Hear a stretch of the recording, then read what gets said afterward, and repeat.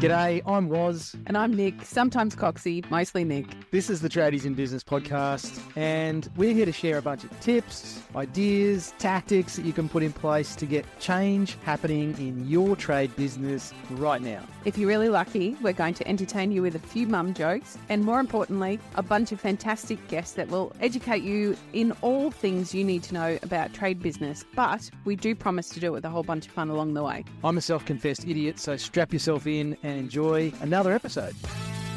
Welcome back, listeners. You're joining us on the Tradies in Business podcast. That does sound a little weird with only a lady voice, but I have brought in a very special guest today who happens to be a gentleman who's going to help me balance out the show so that you have the opportunity to hear the perspectives from both sides of the fence. Today's guest is a client. Now, Dan the man has been working with us for almost 2 years now. We're coming with a real tradie story, and Dan has a really interesting perspective about being a business owner. We also have some fantastic chats that I'm hoping will influence through the podcast today. Dan Boscolo, thank you so much for being here today. Thanks, Nick. Happy to be here. It's very exciting for me to bring the words and the energy of our clients. Quite often, we get to know you really quite intimately, and the outside world doesn't necessarily hear about your stories because business, particularly in the trades, is very insular and we don't talk to one another. And a large part of what we do in the Tradiepreneur program, as you've experienced, is build a community where you can share comfortably. And now here you are sharing to the entire world the way you feel about business at times and your journey. Dan, can you tell us a little bit about, well, firstly, how did you come to be in the business that you are? And then perhaps you can share a little bit about your business. Okay. So how did I come to be in my trade specifically? Yeah. Okay. So my trade, so I run a stair building business. So my trade is stair building, shop fitting, joinery. Mm-hmm. I started that when I was, just before I turned 16, so 15. So I left school in year 9. Always knew that I wanted to be a tradie, and for some reason always knew that I wanted to be a business owner too. I think, always had a bit of that sort of entrepreneurial sort of, I don't know, something about me. My dad's a carpenter and a really, really hard worker. And so I grew up on job sites. We actually lived so my dad started building the house, and I think ran out of money or something. And we basically lived on a job site, and that still isn't finished. So we lived in the garage and for years. So I've just sort of had, building just around me my whole life, and was lucky to get in with a really good boss when I started my apprenticeship. So that went on for obviously the period of that 4 years. And then I did 2 more years with another company, and then went out on my own and did that combo of sort of subbing to people while I'm picking up my own work, and just slowly transitioned to being full-time on my own. Yeah. Dan, what is the trade? Do you start it as a carpentry trade, or is it? Technically, it's joinery, shop fitting, stair building. It's a real combo, isn't it? Is it 4 years or is it a longer term? It's 3 years of schooling, 1 year of, on site. Wow. Yeah, it's a very niche one. And I know, like, even there's not many stair builders around. So even in my group of, let's say there was 30 of us in the class, I think 3 of us were stair builders. The rest were shop fitters. Oh, that's fascinating. Yeah. So it's a blessing and a curse. I think it works quite well because we've always got work because there's not many of us that can do it. But it makes growth quite hard because you can't just put an ad in the paper and get an application for 5 stair builders. You generally have to try and get people in early and train them up. So it does make the growth a bit harder too, and managing the workflow. So, yeah. Most definitely. So Dan, tell us about that early stage. You had a fantastic boss you've referenced. You and I have had some great conversations about him, and he was very supportive for you. And then that transition to starting in your own business and building it up slowly over time. What was that like for you? Look, he was a great boss. As far as very, very high expectations on quality. I don't think I ever did a job in that time where I'd walk away from most jobs thinking, I've crushed this, as an apprentice, and he'd go and have a look and come back and have a list, this long of all this stuff. So So, and stuff that would never get picked up by clients. You'd have happy clients, but an unhappy, boss. So that taught me, just like a really high level of, I guess, quality or the eye for detail. And he was also became a bit of a father figure over the years too, which has been really good. Yeah, so he was a positive influence. And I also learnt in a way, like sort of what to do and also what not to do from him, as you do from, people above you, so you go, I'm going to take that and I'm definitely not going to do that, Yeah. and realize that, it was the big thing I took from it was I was out on my own a lot and realizing that creates burnout very quickly. And I never wanted to put my guys under that sort of pressure. If you want people for the long haul, it's got to be a slow and steady sort of continued thing. So I learned that from him. Yeah. And then when you started, did you find it I presume, I've never actually asked these questions. I presume he's working not far from you geographically. And so how did you do that without tripping over each other? Yeah, okay. So that wasn't too bad. So I grew up in a country-ish town in the Macedon Ranges of Melbourne. By the time I turned 19, I couldn't get out of that country town soon enough. So I moved to the city, inner north of Melbourne, and living in like a share house and stuff. So by the time that I decided to go out on my own, we were probably about 40-minute drive away from each other and servicing different regions. So that was good. And also because there's not many of us around. It's even in Melbourne now, there's no real huge competitiveness between the different step building businesses. We actually all just get along really well and share jobs and information with each other because there's enough to go around, which is really good. Fantastic. It's pretty rare, actually. Yeah. Very rare. Yeah. So there's lots of different types of work in your industry. And I wanted to talk about, you have a real passion for the architectural stuff. And I wondered what it was like back in the beginning, whether it was a lot of commercial, just, a bit same, or whether you were able to do the more architectural stuff in the beginning. It's funny. It's almost gone in reverse for me because when I went out on my own, it was me and one apprentice after about 12 months. And so it was me on the tools, which meant that I had the skills to take on a lot of those architectural sort of high-end jobs. But then as the business grew and I was getting more people under me, it was very hard to give those people that same sort of level of work because it takes a lot of experience. That's when we started to transition into more of the commercial stuff and the volume build stuff and try and get the balance between the two. I found that was a good way to train the guys up as well. But it has meant that over the years, we've ended up doing more and more large scale commercial projects. I've ended up obviously off the tools quite a bit and then realizing oh, hang on, this isn't what I loved about the job in the first place, and realizing, oh, maybe I need to get a bit more back to the roots of why I do this and why I enjoy it.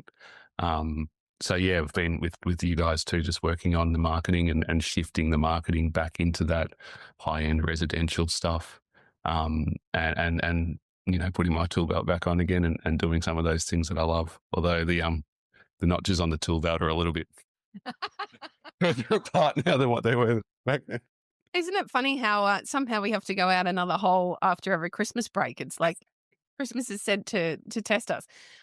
Okay, so thinking that about, because I feel like this is an area that is really not spoken about a lot, particularly by people like me, business coaches. We're encouraging you often to get off the tools. And what we find pretty frequently is tradies don't actually love being off the tools all of the time. And this is a big transition you're in the process of making, Dan. Can you tell us about, you mentioned before you found yourself off the tools all the time. There's a lot of stress and pressure and yuckiness that goes with that. We don't love admin. That's not generally the way our brains are wired because we like to work with our hands and we like to create solutions.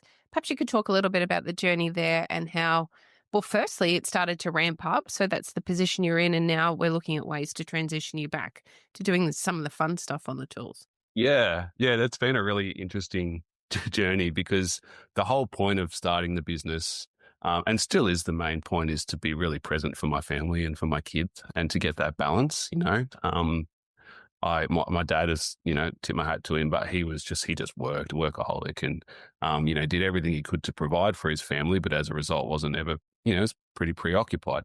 So I just really wanted to make sure that I got, the business served the purpose of being more available than less. And there's been times where that's been the case and times where it obviously hasn't been the case. But a big part of that was working to get off the tools. I had this goal of being off the tools by 40, so that my body wasn't completely, cooked. And, Yeah. and I sort of got to that point by about probably 33 years old, I'd say. So earlier than I expected. And then for a period of, 2 or 3 years was basically completely off the tools. Because I'd grown the business to a team of, I think 12. So we had a lot going on, and then I found myself just doing all of the admin and all of the quoting and everything, and going from really loving my job to kind of not liking it at all, and being quite unhappy in it and not really understanding why, thinking like, oh, is this just a bit of a midlife crisis, or is this just something, I'm getting old and jaded? I don't know. But it's been a journey since then to realize, oh, actually what I love is creating these staircases, and I'm not doing any of that. I haven't been doing any of that. So working with you guys and just understanding my strengths, my weaknesses, and then trying to get people in places to do the things that I don't like to do. And so a big thing we've done with your help is, get admin on board. And that's been a huge shift, and, working on what they can and can't do and how much, and the processes around that has allowed me to be able to get back on the tools when I want to for the jobs that I want to do. Not, oh, geez, I've got to get up every day and do it, but like, oh, that looks like a fun one. I'm going to go out with the boys and spend half a day there and set it all up right and make sure it's under control and go home. And I find like that's, I've been doing some mindfulness practices and stuff, and I feel like when I leave the job site after a day on the tools, I'm like, oh, it feels like I've just done one of these mindfulness practices, and it's just the movement and what I love to do. So You're in the zone. Yeah. It's a big headspace shift. And I want to call out, I'm going to be a little bit mean and be coachy here for a minute, Dan, forgive me. Hope you still talk to me after. I can remember talking to you right back in the very beginning, and there was a firm headspace about not wanting to let go of control of a lot of what was happening in the business side of the business. And I think that's very, very common, but it keeps you stuck in a position that you don't necessarily want to be in. And what you've just described to me is what I would determine success to look like. The business has the flexibility to allow you the choice of what you'd like to do on any given day. But to get you to shift a mindset, of wanting or needing control and being able to let go of that control over time is very, very challenging. And I know that was a difficult journey for you. Can you share a little bit about perhaps I always think that there's one linchpin, that one thing that changes that kind of has that moment of, oh, wow, okay, no, I can do this. I can let it go. Can you remember what that was for you, or was it a series of little things? Probably a series of little things. I think what brought me to you guys and doing the business coaching was I just had such a drive and work ethic and push to get the business to this certain level that it actually got to a level beyond my knowledge, capabilities, and skills. I'd grown this beast that I'm like, shit, I'm a good tradesman. I've never had any sort of experience in managing or being a business owner. And this journey has been the shifting of my headspace to like being a business owner instead of a tradie. I found as it grew, like rolling up my sleeves and working harder. It's almost like the bigger the business got, it's like diminishing returns. Like working harder it makes less and less of an impact in the business than what it did when you were, half the size. Yes. So there was a real shift there.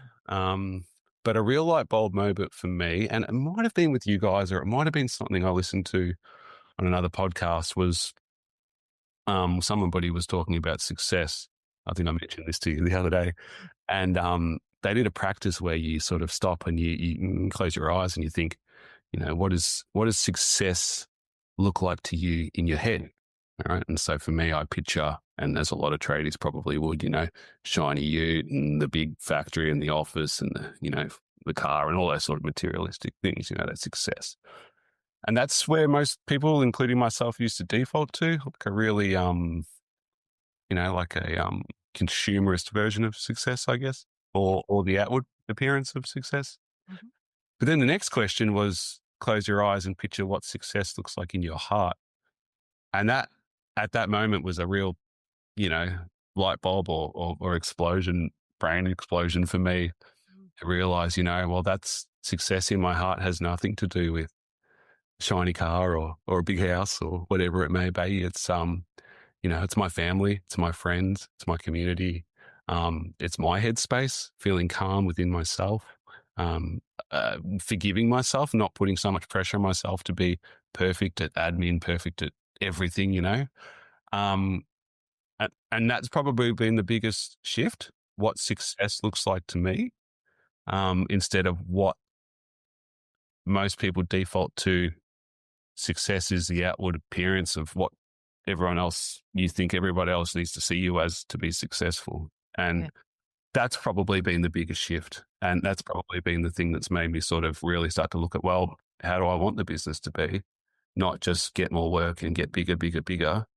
How do I build it in a way that works for me and that makes me happy and gives me the balance and creates my version of success? And I unpack this because I feel like this is the moment in this podcast that can have the most beneficial impact for those who are listening, because I see and I speak every day to tradies who are working really hard to somebody else's idea of success or that materialistic success. And that might be for you. That might, I don't want to call anyone out and say that's the wrong way to look at it. And I really want you as a listener to stop and think about how you feel about success and what success feels like in your heart. And so I'm going to ask a couple of kind of leading questions. I probably already know what the answers to these questions are, Dan, but I think they're important for the listener to really comprehend that mind shift for you and what it's meant both internally and externally. So my first question to you is, in making some of the headspace shifts around your version of success and getting comfortable with that, Dan, have you found that has impacted any of your external relationships? So with your lovely wife, with your friends, with your family, have you had any shifts there? Yes. Probably the biggest one would be with my wife, and it's with Jazz, and it's still obviously, I can always better myself and work better on these things. But the big thing used to be in my mind saying, I want to be present with the kids. I want to be present with the family, but I also want to be incredibly successful in the business, in the materialistic sense. Mm-hmm. And this push-pull. So putting myself with the kids because I want to be present with the kids, but then really frustrated and short because I'm present with the kids and I've got all this stuff going on at work. Yep. And just that constant push-pull of feeling like I'm losing on both fronts. And that shift of my new version of success, or how I see success, is now, like I can drop the kids. So my goal is I drop the kids off to school, most mornings and be able to pick them up most afternoons. And like I share that with Jazz too, but to be able to have that option and flexibility and see that as I'm walking into the school grounds with the kids holding hands, and I'm like, this is success. Whereas 12 months ago or 24 months ago, I would have been walking them in, looking at the clock and shit, I got to get to work, Yeah. Exactly. That's been a big shift. So probably being more present and accepting in the moments that I've been trying to create. Yeah. I think that's really important.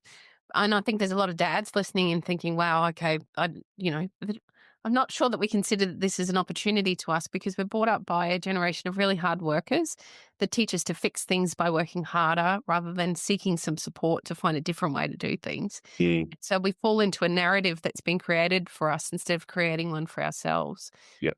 And the other big thing I often see, and I see this in my own children even, and I believe, and you and I have spoken before about this journey of the ego and how it changes as we age, if we choose for it to change. I see the kids, and I see this really frequently in young apprentices, and then there's a generation that I'm watching of trades people that are a little bit the same, and they're all competing for the best ute or the best house or the best thing. And it's easy for me to say at almost 50, I think they're missing the point. but that's making a judgment also. Everybody has a different version of what success looks like. Mm. And so what I really wanted to do is ask you about the friendships that you have, so the mates that you spend your time with, and whether making some of these decisions to determine your own kind of success has made any impact negatively to those relationships. No, certainly not. Certainly not at all. I think probably what it's created is a little bit more, well, the ego's dropped to an extent, so more vulnerability, which creates, tighter bonds and tighter mateship. Like I can say to my mates, like, I've had a bit of a shit day, or geez, cash flow's pretty tight right now, and I can talk that out instead of sort of being like, no, I got it all under control, and start talking about, I don't know, the stock market or something. Like, no, just hang on, things are a bit rough right now. Yeah, because I think, like, guys, we're just generally speaking a sort of programmed to just almost pretend like we just know everything and we've got it all together, right? And we're all just kids in adults' bodies trying to figure it out, and, the sooner you can put your hand up and say that, I think that the quicker you can start to progress and improve in business and just in general, So, yeah, dropping the ego from the friendships, but then also finding the right friends that align with that too. You have to find friends that, um, it's a tricky one, because I know in some ways, they say you should try and associate with people that are, maybe more successful than you, or, you want to be the small fish in a big pond instead of the other way around. And that's how growth can help happen too. But I also feel that, friendship shouldn't necessarily always be about some sort of successful gain, the most out of people. It should be about who we are as people, I guess, and how we connect. So, yeah, the best friendships I've ever made, I don't know, I haven't known what that person does for work for the first 5 conversations I've had with them. They're the best friendships. That stuff can come later. Yeah. Doesn't mean anything. It's about the connection that you have with the person in front of you. Yeah, exactly. Dan, have you found through your own vulnerability, because, look, I'm asking some really leading questions, but I know that you're open to answering some of these questions, and I want our listeners to really hear the points that are being made today, because I feel like this has got the power to drive a change for our listeners in their business life, in their personal life, in all aspects of life, actually. And so I wanted to talk about vulnerability. It's hard. And so I want to really acknowledge it can be very hard to be vulnerable. And I wondered if you had the experience that through being vulnerable with your community, that you've actually found that others have opened up in a way that quite surprised you.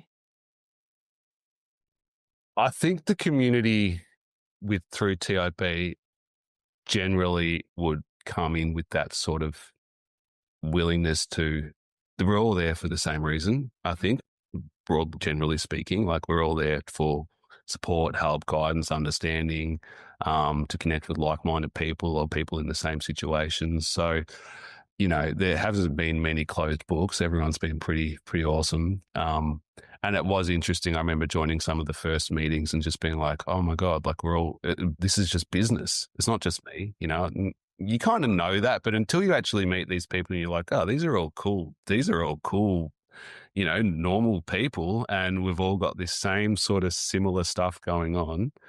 Yep. Yeah, it helps give you some perspective too. So you might think that your problem is the biggest problem in the world right now, and it is relative to you and what's going on in your life. You might owe somebody $1,000 or $1 million. It's all relative to your situation, I guess.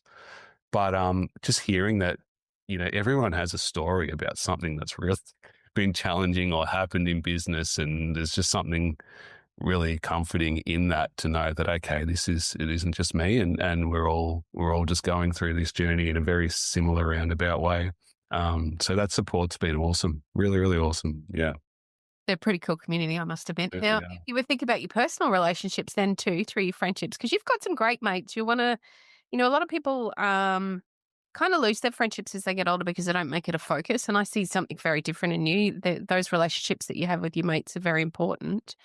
Can you tell us about, being more open and vulnerable with them, particularly perhaps about your business journey and how that's had an impact perhaps on them as well? Yeah.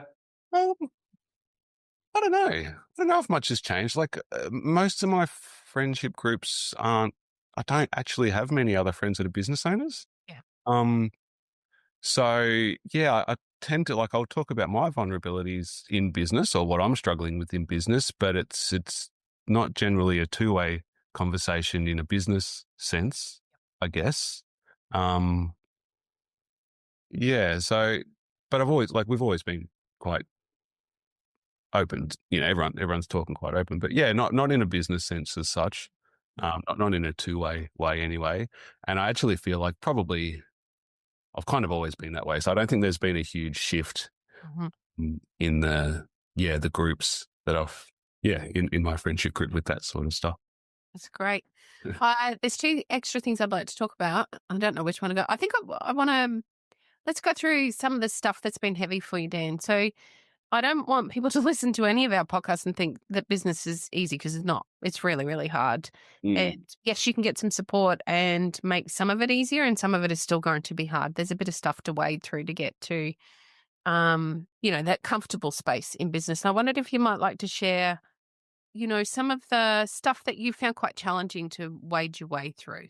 Yeah. Look, the biggest thing has been the drive to grow the business over the years has meant that I've been in business for 14 years now. I haven't had a year where I've turned over less than the previous year, basically in 14 years, which sounds great. But what that means is you never have money in the bank, because as cash flow works, there's a lag to when you've done the work to when it comes back. And if every 12 months you've turned over more than the previous 12 months, that money never really, really catches up. Anyway, that's how it was playing out for me for years. And so, it puts you in stressful situations at times, where that it'll all sort out in the wash. But at that present point in time, how am I going to get through this month, or how am I going to pay that bill or something? When you got everything going on and you feel the responsibility for your team, because I've got an awesome group of guys and, they're like family now. Some of them have been with me for 9 years, 10 years. So, you feel that weight of responsibility. So that, there's times where that feels really, really heavy. And, I've questioned geez, this is a lot to take on. And other times where it's just flying and you just feel like, oh, this is great. So having to step back and look at the bigger picture sometimes instead of just being in the trenches, and having a really clear understanding of your financial position and your cash flow and what's going on in your numbers. And that's something that I never really truly understood until I started business coaching and really, really understood how to do the profit and loss statements, the break-even calculators, the cash flow forecasts. It used to just be like, I'll work really hard and I know roughly what the industry, rate is for what we're doing, and see where we end up at the end of the year and hope for the best, So gaining more understanding in that has really, really helped with being able to make informed decisions on where to go and what change and what impact that might have. Because when you grow business to sort of the level that mine is now, 1 or 2% of the needle right or left can make a big difference between profit or loss. And your stress levels. Yeah, and your stress levels, exactly. So, yeah. I feel as though this is another area in the industry we don't talk a lot about. And the trades are a very challenging industry to get right with your finances, because it is so up and down, and we have cash caps around Christmas, and the industry as a whole has been so unstable for the last 5 years or so. It can be very, very intelligent. We don't talk about it because when we're not doing well with money, it feels like a failure. And so we all go to ground and we just stop talking, and it only adds more pressure and more weight. And so I think it's great that you highlight that it can be, quite challenging. It doesn't matter how successful the business looks on the outside. It doesn't matter how big you get. In fact, as you get bigger, it gets much harder. There is a mental game that comes with cash flow. You are constantly having to ride the wave that sometimes dumps you and sometimes spits you out and you're worse for wear. And then other times you're riding high and surfing along. That's it. And I'll be the first to say some mornings I'll wake up and be like, yep, let's get it. Let's go. Yeah. And other things I'm like, I've got nothing left in the tank right now. And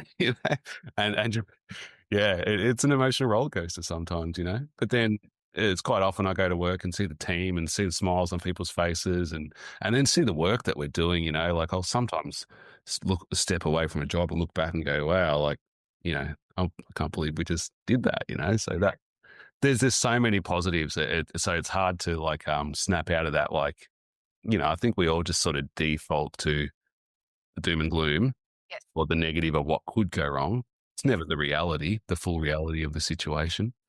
And having a better understanding of your financial dashboard is really going to help with that. I'm still working on that. I'm not going to pretend that I've got that figured out. You know that. The life's journey, don't you worry. Yeah. Dan, it would be remiss of me not to talk about your team. You've got a great team.